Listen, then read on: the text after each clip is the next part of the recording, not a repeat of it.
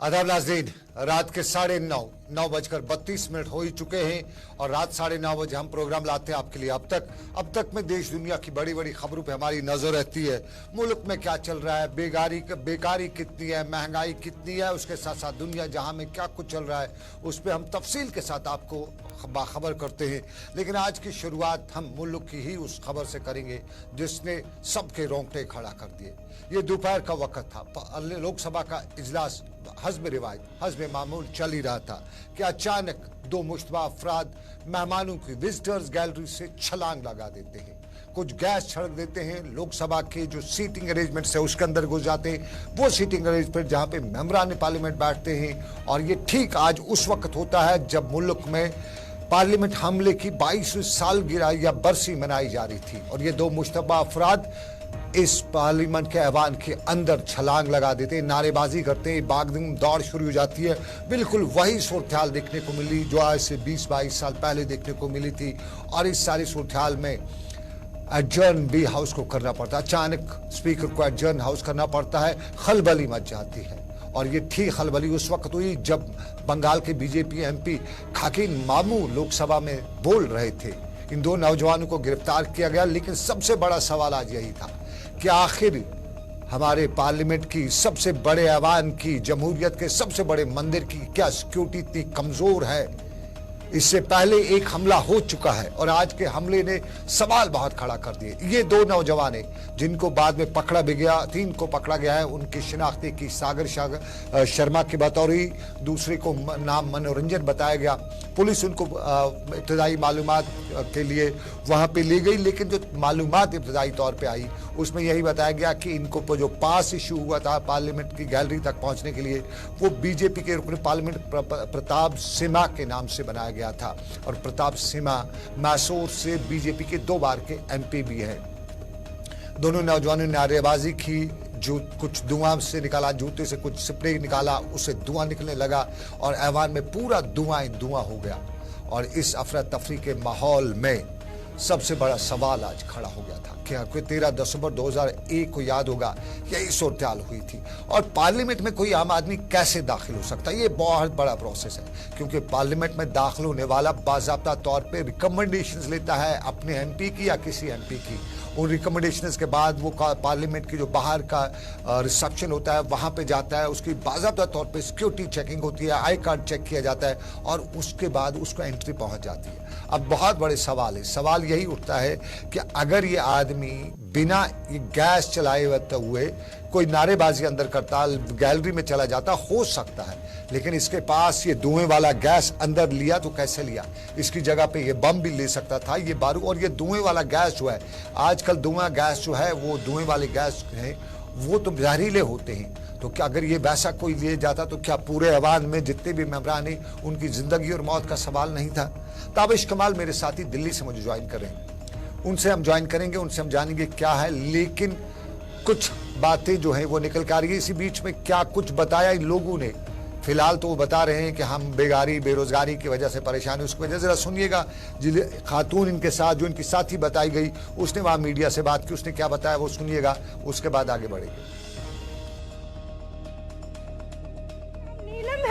और हर बंदा हमारे तो ये जो पटाखे फोड़े आप लोगों ने, नारेबाजी की, क्या नाराजगी है आपकी? हमारी भारत सरकार है जो हम पे ये अत्याचार हो रहे हैं, हम अपने हकों की जो बात करते हैं लाठीचार्ज करके हमको अंदर डाला जाता है, टॉर्चर किया जाता है, तो हमारे पास कोई माध्यम नहीं। कोई डायरेक्ट वजह है, कोई वजह है किसी संगठन से हैं आप? नहीं, हम किसी संगठन से नहीं है, आम जनता है, स्टूडेंट है।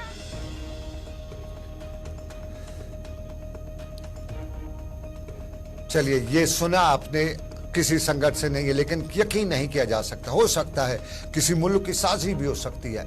इंडियन डेमोक्रेसी, इंडियन जमहूरियत पे सवाल खड़े हो सकते हैं और ये सवाल खड़ा करने के लिए किसी मुल्क ने साजिश की होगी। इनके पीछे क्या लोग हैं? और शुक्र है एक और के दूसरे नाम के लोग नहीं थे। अगर दूसरे नाम के लोग होते तो इस वक्त क्या पता है क्या कुछ हुआ होता।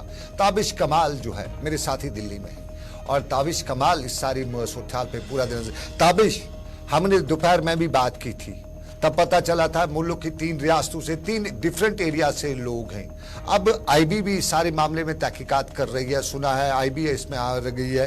तो क्या अब तक खबरें निकल के आ रही है और आम दिल्ली की जनता जो है, ये एक आम नागरिक दिल्ली का इस सारे मामले को किस तरह से ले रहा है? बिल्कुल, देखिए सनम, हम आपको बता दें कि जिस तरह से आज पार्लियामेंट में ये बड़ा हमला हुआ है और उसके बाद काफी हंगामा हमने देखा, मतलब सेशन में जिस वक्त ये पूरा हमला हुआ है हम पार्लियामेंट के आसपास ही मौजूद थे, क्योंकि सेशन के दौरान तमाम जो मीडिया कर्मी है अंदर पार्लियामेंट में रहते हैं, उस दौरान तमाम जो सेशन चलता है उसकी कार्रवाई देखते हैं। ऐसे में जो चीजें आज सामने निकल कर आई है वो बेहद ही ज्यादा चौंकाने वाली है, क्योंकि जो नई पार्लियामेंट के अंदर ये हंगामा हुआ है वो ये कहा जा रहा है कि सुरक्षा कारणों से बहुत ज्यादा महत्वपूर्ण है, किसी भी तरह से कोई इस पे खिलाफ इसके लिए नहीं था। लेकिन आज ये बात साफ हो गई कि पुरानी जो पार्लियामेंट थी वो ज्यादा महत्वपूर्ण नई पार्लियामेंट के मुकाबले। दूसरी तरफ अगर बात की जाए तो आज दिल्ली के गलियारों पर बहुत ज्यादा सियासत निकल रही है और सबसे अहम बात ये रही है लोग अब तक पकड़े जाते हैं और साथ में जो शख्स तलाश जारी है, ये बताई जा रही है कि 8 से 10 लोग हैं वो इस पूरे मामले में कहीं ना कहीं आरोपी है। और ऐसे में नीलम नाम की लड़की जो बाहर चिल्ला रही थी कि हम बेरोजगारी और भारत सरकार की नाराजगी जाहिर करने के लिए यहाँ पहुंचे, के भाई ने आज जब मीडिया से बातचीत है तो उन्होंने बताया कि उनकी बहन देखिए बहुत ज्यादा डिग्रियां है उस नीलम के पास, BA, MA, BEd, MAd, CTET, MPhil और नेट जैसी परीक्षाएं उसने पास कर रखी है।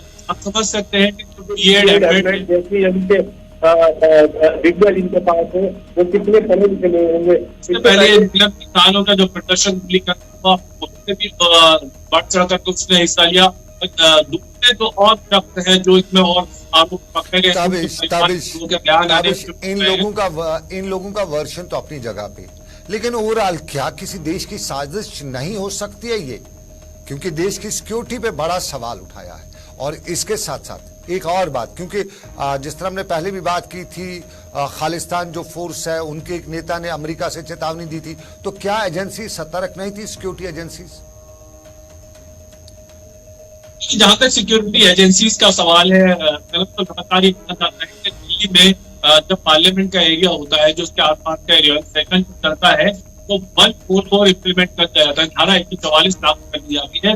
वहां पर 3-4 ज्यादा लोग को भी अगर लोग जा रहे होते हैं, घूम रहे होते हैं, क्योंकि पार्लियामेंट जब चलता है तो लीडर के साथ बहुत सारे लोग दिल्ली आते हैं, अलग अलग लीडर के साथ, और दिल्ली के लिए जाते हैं। और जब सेशन चल रहा होता है तो हम देखते हैं कि कर्तव्य पथ से लेकर के पार्लियामेंट का जो एरिया है वहां पर लोग बहुत ज्यादा घूमने के लिए आते हैं, फोटोज लेते हैं। तो 2 से 3 ज्यादा लोग अगर वहां पहुंच जाते हैं तो सिक्योरिटी एजेंसी उनको रोकने का काम करती है।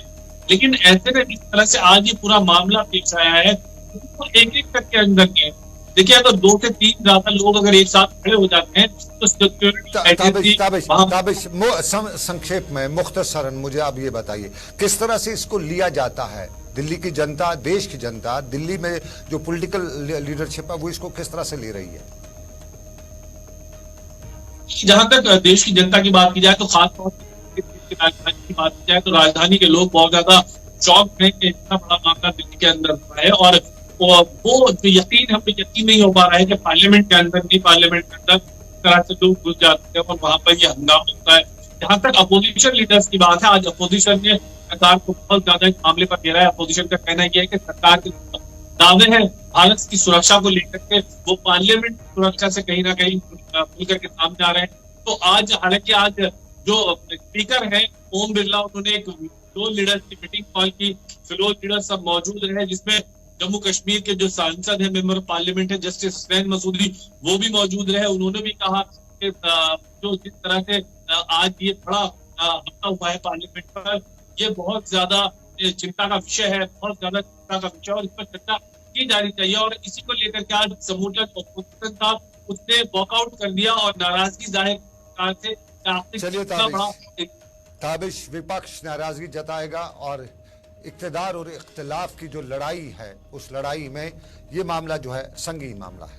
चलिए देख रहे हैं आप प्रोग्राम अब तक सनम के साथ। एक छोटा सा तजारती वक्फा लेंगे, तजारती वक्फे के बाद वापस आएंगे।